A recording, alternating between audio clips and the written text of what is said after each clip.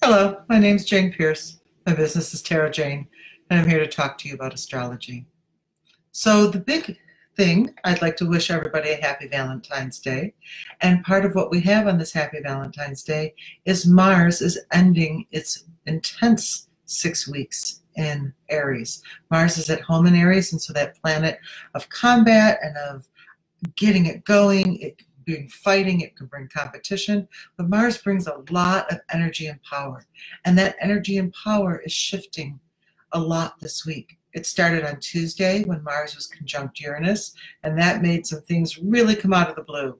Whether it was a snow day or something else, things were surprising, and that energy of both Uranus in Aries and Mars in Aries was really lighting stuff up. Today, some of that urge to be erratic and to break out of our old rut is being tempered because Mars is moving into Taurus.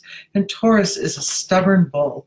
It is grounded, it is practical, and it's a very home-loving sign.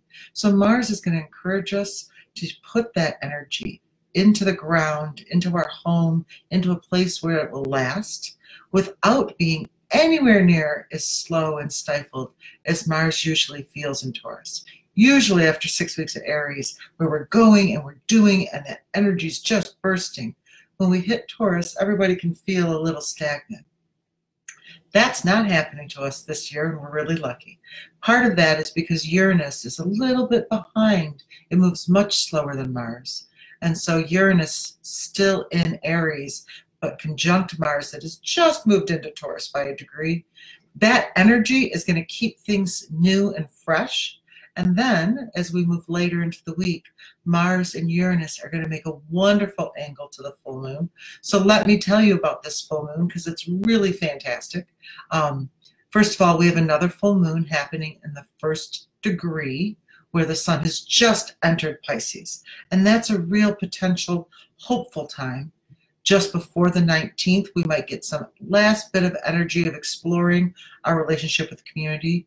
The sun and any planet, as it ends a sign, gets a little more intense, and as if it's saying, you better finish this stuff up. You got to get going.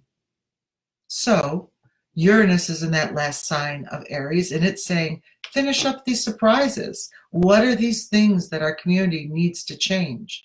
Remember, when Uranus first went into Aries is when we had a serious earthquake in Japan. It was in 2011. So we've got major changes that happen when Uranus shifts signs. And that big change that Uranus is shifting coming up in the beginning of March, this is the last of the energy from 11 that we need to finish, settle, and put behind us. That full moon will carry some of that finishing up energy because Uranus is in those last changes. But with Pisces, in the very beginning with the moon, we are going to be willing to see a spiritual and higher part of what we're doing. And that Mars-Uranus is in a wonderful angle that's going to keep that energy working well together. The moon's in Virgo, and that is a very precise, opposite the Pisces, very dreamy, expansive energy. The moon in Virgo says, let's be specific. Let's be detailed and practical.